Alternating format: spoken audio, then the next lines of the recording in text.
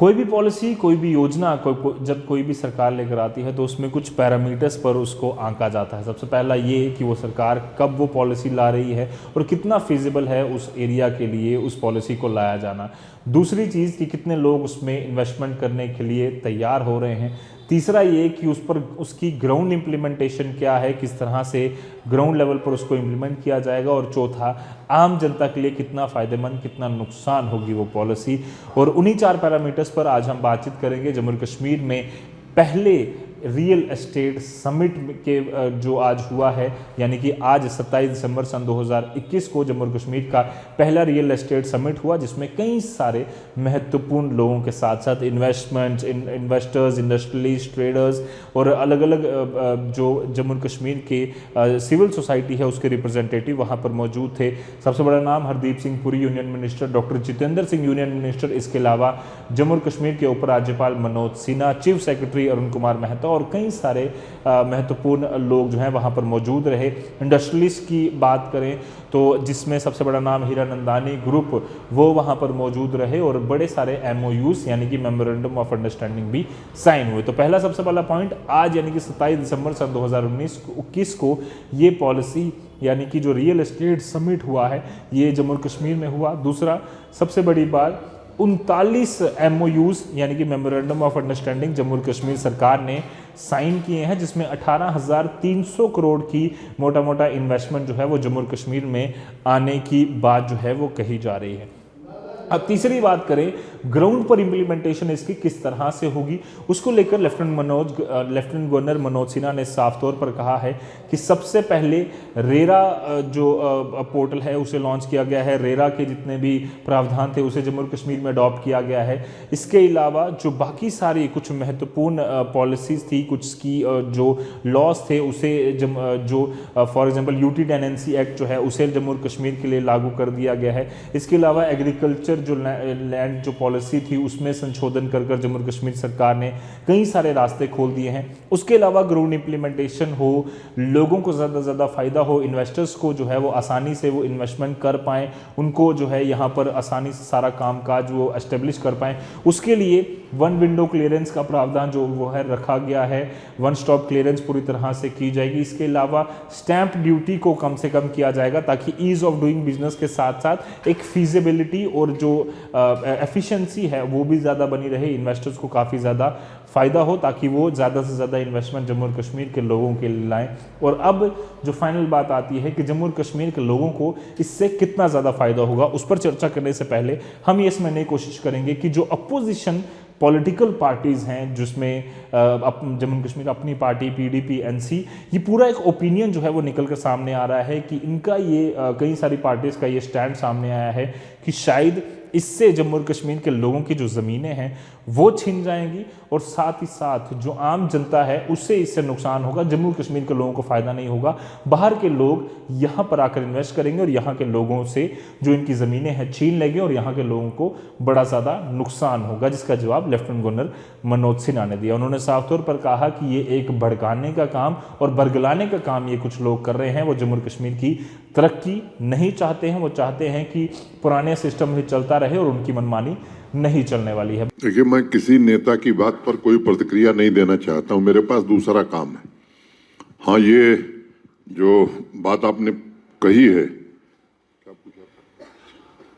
Demographic change लाने की जो मतलब डर पैदा कर रहे हैं कि डेमोग्राफिक चेंज आ जाए, इससे मुझे लगता है कि लोगों की भावनाओं को भड़काने का एक कुत्सित प्रयास है और इससे कोई डेमोग्राफिक चेंज नहीं आने वाला है।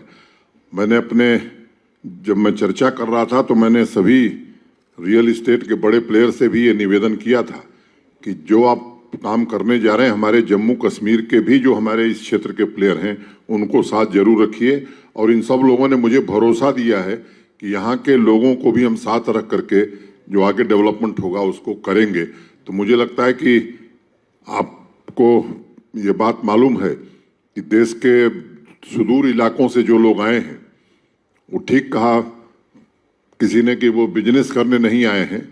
जम्मू कश्मीर का विकास देश का विकास है, इसलिए इस भावना से वो आए हैं और इस बात का ख्याल रखेंगे कि जम्मू कश्मीर में भी हीरानंदानी पैदा हों। बाकी बात करें अब जम्मू और कश्मीर के लोगों को डायरेक्टली इससे क्या बेनिफिट होने वाला है, उसको लेकर हमने स्पेशली हीरानंदानी ग्रुप के एमडी निरंजन हीरानंदानी से बातचीत करने की कोशिश की। उन्होंने स्पेसिफिकली ये कहा कि जम्मू और कश्मीर के लोगों को इसमें अपनी भागीदारी देनी होगी। अगर वो नहीं देंगे तो शायद ये सारा प्लान, ये सारी कोशिशें जो सरकार की हैं, अलग अलग इन्वेस्टर्स की हैं, इंडस्ट्रियलिस्ट की हैं, हमारे जैसे ग्रुप की हैं, उसका उतना फ़ायदा वो नहीं उठा पाएंगे। और उन्होंने ये भी पैरवी की है, सरकार से ये कहा है कि लोकल लोगों का जो स्टेक है वो भी उसमें ख्याल रखा जाए। तो मैं समझता हूँ यहाँ एक अपॉर्चुनिटी है। सरकार लीडरशिप ली है, वो बोल रहे हैं हम स्टैम्प ड्यूटी का कम करेंगे, उन्होंने कहा है कि हम ईज़ ऑफ बिजनेस करेंगे, हम एक माहौल बनाएंगे कि conversion of land local developers के साथ हम जुड़ना चाहते हैं। तो ये सब टोटल देखा जाए तो एक अपॉर्चुनिटी तो है, लेकिन कितनी अपॉर्चुनिटी लोग चाहते हैं वो मैं नहीं कह सकता हूँ, वो पॉलिटिशियन जानते हैं, मैं पॉलिटिशियन नहीं हूँ और पॉलिटिकल नहीं हूँ। तो ये देखा जाए क्या है कि कितने इन्वेस्टमेंट आएंगे, अच्छे अच्छे कंपनीज़ हैं, टाटा हाउसिंग आज मौजूद है, तो ये सब कंपनीज़ क्यों आएंगे यहाँ, कुछ देखेगा तो नहीं तो नहीं आएंगे।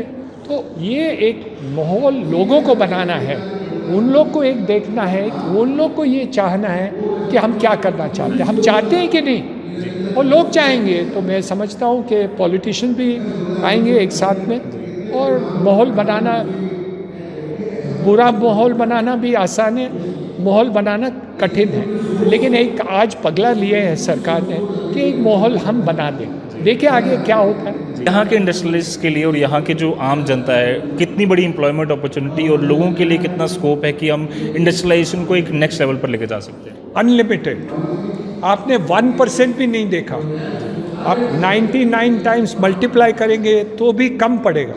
तो अपॉर्चुनिटी बहुत है, लेकिन आप अपॉर्चुनिटी को छोड़ देते हैं, फेंक देते हैं या ग्रैब करते हैं, वो आपके ऊपर है। हर देश, हर स्टेट हमें बुलाते हैं कि यहाँ आइए, इन्वेस्टमेंट करिए, यहाँ आईटी रखिए, यहाँ रेजिडेंशियल करिए, यहाँ टाउनशिप करिए, यहाँ डेटा सेंटर करिए, वो हमें फ़ोन करके बुलाते हैं कि आप यहाँ आइए। तो मुझे नहीं लगता है कि कोई भी लीडरशिप में अल्टीमेटली कहेंगे कि हमें इन्वेस्टमेंट नहीं चाहिए। हाँ, लोकल लोगों को भी संभालना चाहिए, वो मैं समझता हूँ, और होना ही चाहिए। लोकल को तो ऑटोमेटिकली लेंगे, बाहर से क्यों मंगाएंगे कौन, जब लोकल होंगे। लेकिन हर काम लोकल नहीं कर सकता, स्किल लेबर चाहिए, कोई स्किल हो या कोई ऐसे काम है जो लोकल नहीं करना चाहते, वो बाहर के लोग करते हैं, तो वैसे ही होता है। इन सारी चीज़ों को देखते हुए आपकी इसके बारे में क्या राय है, आप ज़रूर कमेंट कर भेजें, क्योंकि आपकी राय सबसे ज़्यादा ज़रूरी है, क्योंकि जम्मू और कश्मीर के बाशिंदे आप लोग हैं और किस तरह से आने वाले दिनों में ये आप लोगों को फ़ायदा दे सकती है या फिर कोई और आपका ओपिनियन है तो ज़रूर कमेंट कर भेजें। फिलहाल के लिए मुझे और मेरे कैमरा पर्सन कमल सिंह को दीजिए इजाज़त। धन्यवाद।